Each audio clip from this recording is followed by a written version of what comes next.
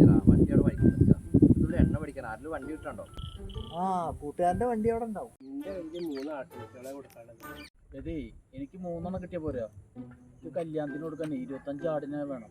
എന്റെ വണ്ടി ഒന്ന് കൊടുത്താ ഇയാളെ എണ്ണ കഴിഞ്ഞിട്ട് വണ്ടി അവിടെ കഴിഞ്ഞിട്ട് അവിടെ നിൽക്കണേ. വണ്ടി ഞാൻ ആർക്കും കൈമാറി കൊടുക്കാറില്ല. ഇത് നമ്മളറിയുന്ന ആളെന്നെ ഈ വണ്ടി കൊടുക്ക്. വേഗം വരാൻ കാരണേ. ആയിക്കോട്ടെ.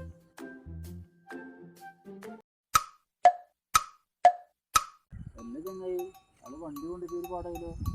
ചെങ്ങായി അയാൾ ഒരു ഉപകാരത്തിന് കൊണ്ടുപോയതല്ലേ, കൊണ്ടുവരും. ആ വരുന്നൊരാള് ഏട്ടാ വലിയ ഉപകാരം കേട്ടോ.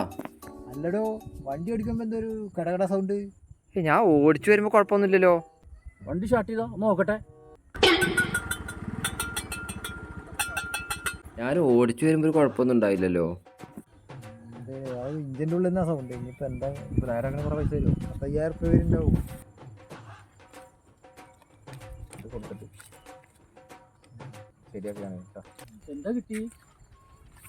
1000 കിട്ടിയിട്ടുണ്ട്.